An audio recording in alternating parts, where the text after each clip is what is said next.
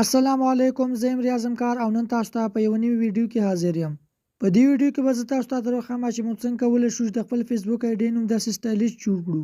نو زه د ویډیو په طرف تاسو ګورئ هم کار سکلز یوټیوب چینل زه یم ریاضم کار، راځئ چې شروع کړو.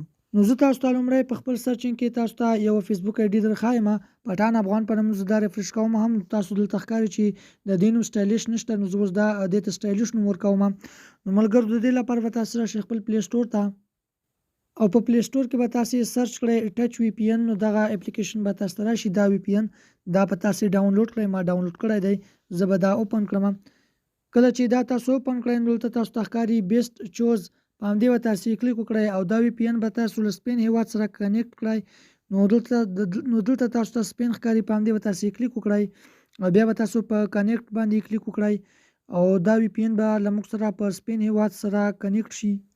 نو دلته تاسو ته ښکاري چې دا وی پی ان له موږ سره د سپین هیواد سره کنیکټ شو. نو له دې څخه به تاسو وځئ، تاسو به خپل فیسبوک آی ډي را خلاصه کړئ. کله چې مو خپل فیسبوک آی ډي را خلاصه کړه نو دلته به تاسو په دریو لیکو باندې کلیک وکړئ او چور ښکته به تاسو راشئ او دلته به ملګرو تاسو لنګویج ته راشئ او په لنګویج کې به تاسو د دې ژبه اسپینول ته واړوئ. نو له انګلیش څخه ښکته تاسو ته ښکاري اسپینول، په همدې به تاسو کلیک وکړئ او د دې ژبه به تاسو اسپینول ته واړوئ.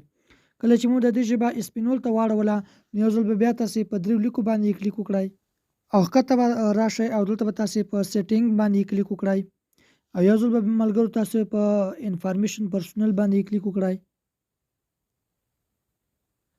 او یو ځل ملګرو تاسو ایډیټور باندې کلیک وکړئ او دلته ښکته تاسو ته ښکاري اګریج، په همدې به تاسو کلیک وکړئ او له ټول نه مخکې به ملګرو تاسو دغه خانه ټیک مارک کړئ او دلته به تاسو راشئ او دا به ملګرو تاسو په دویم انتخاب کړئ. تاسو به دویم انتخاب کړئ. کله چې مو دویم انتخاب کړئ نو دلته به تاسو څخه یو نوم غواړي، زه به یو نوم ور واچوم. دا نوم به تاسو سره د دې ویډیو په ډسکرپشن کې به تاسو ته زه واچوم، تاسو له هغه ځای څخه کاپي کولی شئ. نو کله چې مو دا فارم داسې ډک کړ نو له هغې څخه وروسته به تاسو په شنه بټن جنډر باندې کلیک وکړئ او دا به له موږ سره په خپل په نیک نام کې سیو شي. راځم خپل پروفایل ته، دا به زه ریفرش کړم. نو دا د ملګرو چې د دې فیسبوک نوم له موږ سره اسټایلیش شو. نو دا په لیټ فیسبوک هم داسې کار کوي. نو راځم خپل شین فیسبوک ته.